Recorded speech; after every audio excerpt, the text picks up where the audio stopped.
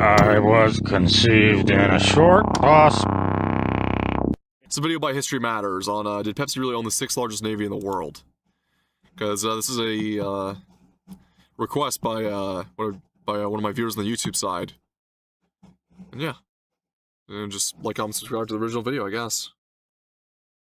Rumour that does the rounds on the internet that at one point PepsiCo was given a bunch of ships by the USSR, and as a result of this transaction it's often stated to have owned the 6th largest navy in the world at that point, which obviously raises the question, did it? Well, to begin, the story often deviates on when PepsiCo came into ownership of this navy. Some versions say that it was after the Second World War, and some... Well, that's the question, because it'd have to be after the Second World War, naturally, because I think Pepsi was a post-war product to, of course, compete with Coca-Cola, but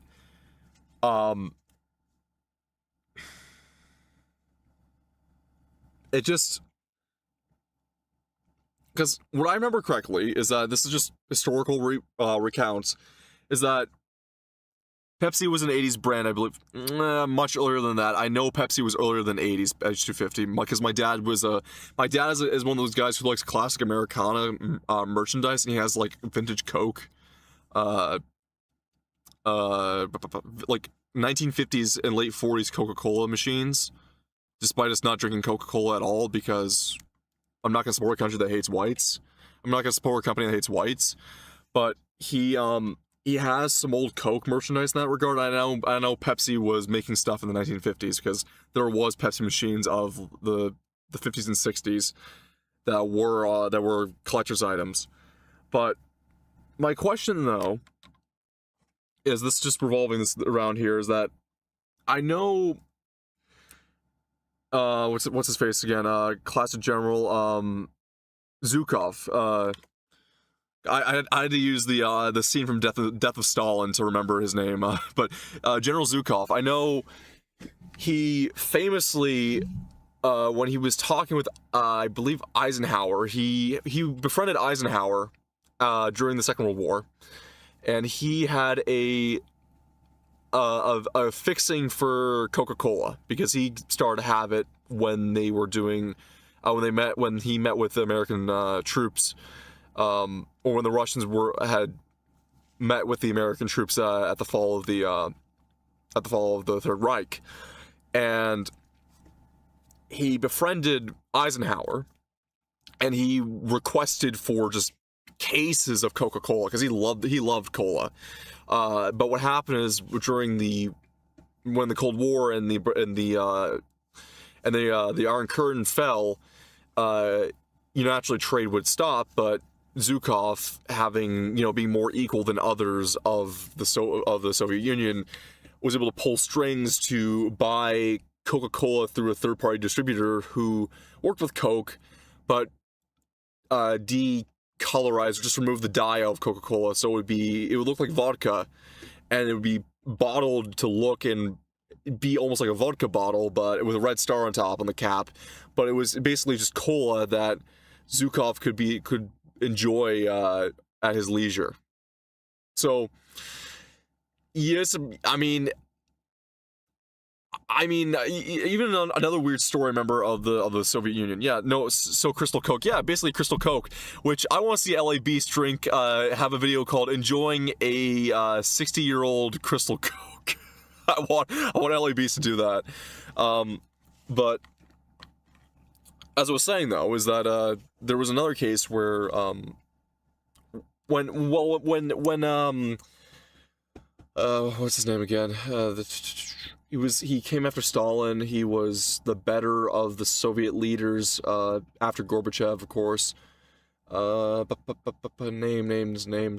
I'm trying to remember.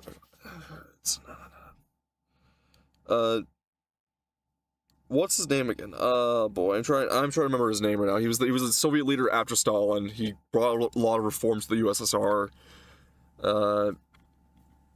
He was played the funny guy, not Beria, because Beria was a monster, but I'm trying to think of the actual guy after Stalin, who was the anyway, so when he came over to the US post-war, When he came over to the U.S. during a visit that was officially to try and mend bonds or mend ties with the Soviet Union, or try to cool down the Cold War. I remember the story was he was more when they brought him to a corn processing plant in the Midwest.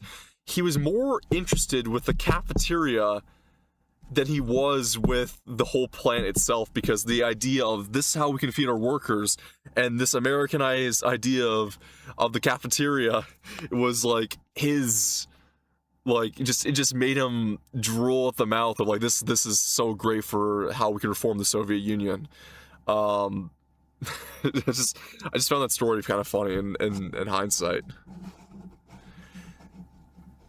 Say it was in the 60s and others the 80s, with the last one being correct since the transaction occurred in 1989. Right. So what was this transaction? Okay, so this was towards the end of the Soviet Union. So at this point, the Soviet Union was already cracking the seams. Satellite states were breaking off. I mean, it was towards pretty much the fall of Yugoslavia. Was about to the dismantling of Yugoslavia would begin soon. There was a lot of Eastern Bloc states that were beginning to open up to the West, and more importantly, at this time too, Russia was practically flat fucking broke. So when you have massive surplus, I mean, the movie Merchant of Death covers this with Nicolas Cage, but essentially when you have a massive stockpile of unused weaponry that's just going to be sitting around, you got yourself into the business of salvaging scrap and selling cheap surplus, and that's what we got right here. To continue selling its drinks to the very large internal market of the USSR, yet there was a snag. The Soviet ruble was a closed currency, meaning that outside of the USSR it was basically worthless. It couldn't be traded for dollars, which meant that foreign companies couldn't take their profits out of the country. To counteract this, Pepsi made a deal in the 1970s with a Soviet vodka company. This meant that some of the profits from the sale of that vodka globally would be used to reimburse Pepsi for its sales in the US. Yeah, if you didn't notice, there was actual cases of, I mean, it may not be known to a lot of people in the States, but in European nations and in Leafland, Russian vodka was a export to here, up to Canada, especially after when there was more ties and mending with the Soviets during the early 70s. I mentioned this in another React stream I did where I critiqued the Fat Electricians video on the Broad Street Bullies, but Canada, to try and mend Western ties with the Soviet Union, hosted a all-star tournament game called the Summit Series against the Soviets, which is the first time the Soviet team played against a Western team outside of playing against Scandinavian teams in the European Hockey League. But part of that deal and part of that time of trying to reform and trading athletics was also trade alcohol. Canadian whiskey being traded for Russian vodka, or basically the Russian third-party exporters could sell vodka in European and Western nations in exchange for selling our alcohol over there, but it's more so they had some money coming in, but it was also to mend ties, and also party elites would be slurping down whiskey from Canada or gin from England, right? Like that's how it was. I mean, right? Like of course, communist nations, when you're just an average citizen, you're starving, you have no food, right? You're eating basically next to nothing, but your elites are well fed and well kept. I mean, look at fucking Kim Jong-un, how much he spent on cheese.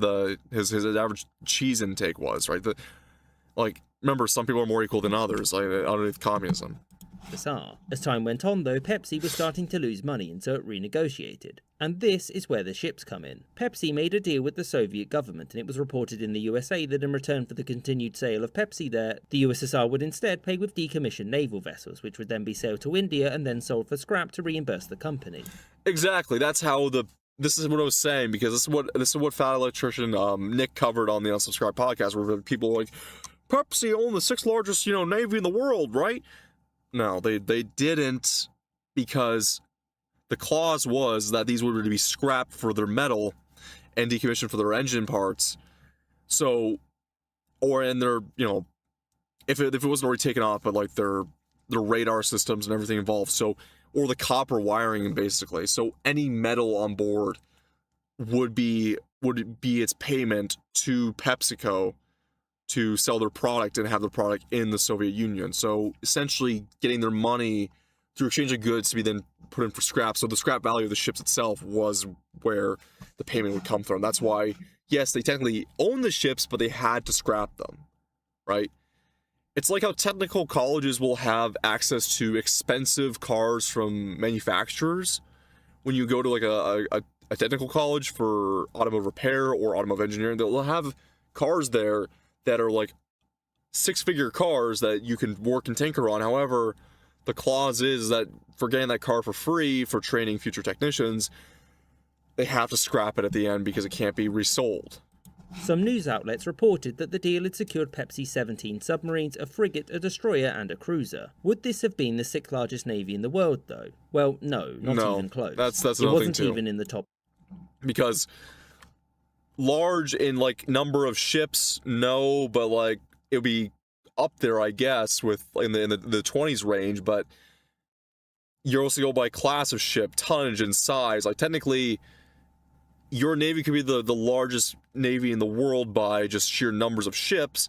If you're putting every fucking dinghy out to every dinghy in cardboard boat out there and claiming it as a naval ship. But if you're going by actual size, it has to be class and tonnage of ships. 30, but for a private company, that would have been like technically North Korea owns like the 3rd or like one of the largest submersible fleets in the world, but those are old, basically just barely post World War II era diesel electric submarines. They don't have nuclear capability, capable submarines at all in their fleet. So it's like asking the question is it really just because by the sheer number they have? Yes, they're technically the 3rd largest, but if you go by tonnage and by capability, far from it. Fairly impressive navy. There's also one other problem in that it never happened. The sale of these warships for scrap was an idea floated by the Soviet government, but it was never accepted. Oh, okay, so it didn't even fucking happen. There it is, just flat out. In the Soviet Navy, which was scrapped during this period, because is account. The litigation of like, oh, we will pay you, and it's estimated scrap, but like, ships aren't just like one set piece of steel or metal. It's just it's a plethora, it's a melange of materials. So even trying to propose that, the logistics of it just completely fall apart. Accounted for. And in fact, the deal saw the USSR build freight ships for Pepsi, which could then sell or lease them out as it saw fit. Oh, okay. And so, sorry to disappoint you all, but Pepsi never owned a navy, and even if it had, it wasn't a very large one. For what it's worth though, the deal was finalised in 1990, and it remained in effect for 18 months before the USSR collapsed and Pepsi had to start negotiations all over again. I hope you enjoyed this episode, and thank you for watching. But yeah, no, I guess that's how it came about.